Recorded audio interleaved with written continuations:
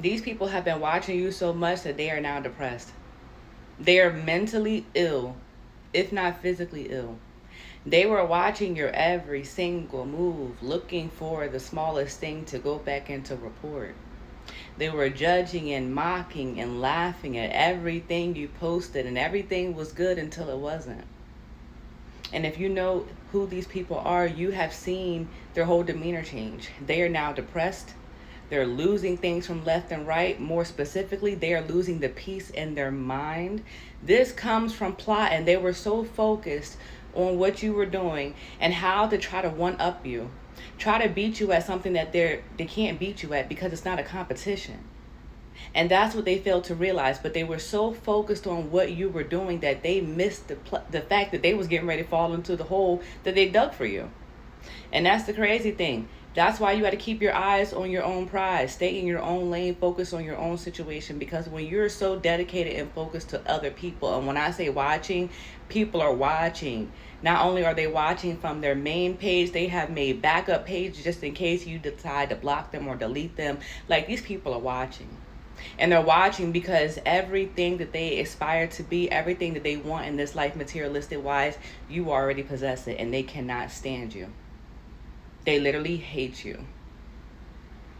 And in Matthew 10:22, God tells us that the world will hate us for his name's sake.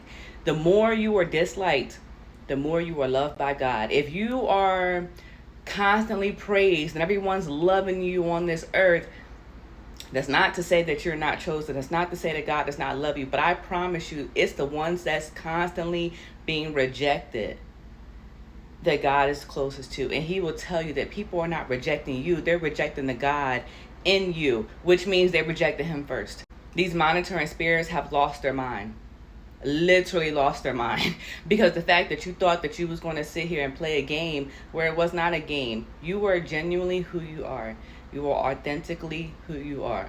And people, when they try to play the copycat game, they watch you so that they can mimic you and think that they can do the same thing that you're doing without even having their own creativity. They're just trying to, like, oh, I see Monica doing this, I want to do that because I want Monica's results. You can't be Monica. You cannot be me. You can never be me. You can't talk how I talk. You don't have my demeanor. You don't have my experiences. We could go through the same exact thing and come out with two different opinions, two different mindsets. You know what I mean? Like, you can't be me. And that is the problem with people. They will sit and monitor and study. And I mean study you like a book. And if you know what I'm talking about, then you know.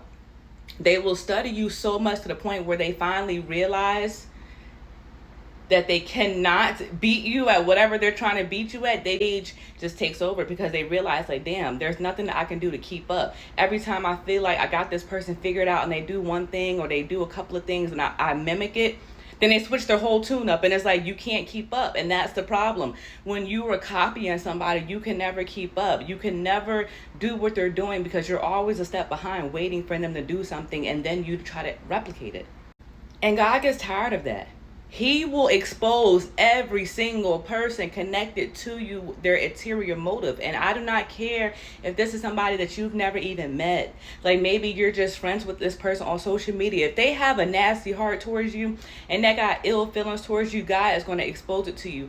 I have experienced this so many times, and I did not understand why is God telling me about things, about people on my social media that I have never met, that I will never meet, barely even had a conversation with. Why are you exposing to me what they got going on in their household? Why are you exposing to me certain things? Because nothing done in the dark will stay in the dark. What's done in the dark will come to the light. God will sit there and expose everybody. And he's telling you this not for you to confront them. He's telling you this not for you to react, but he's telling you this so you can take heed and you can know how to move. And sometimes when he tells you something, it be so far in advance from you actually seeing it in the physical, you almost feel like you're crazy.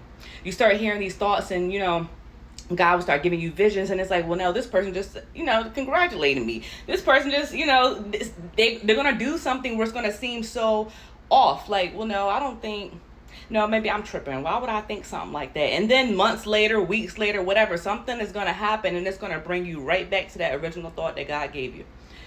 You just be a little ahead of the game. That's all that really be. But trust and believe. Anybody who got nasty motives towards you and they sitting there watching you and plotting on you, they've already fell into their own pit because they're so focused on what you had going on, not even realizing that they was getting ready to trip.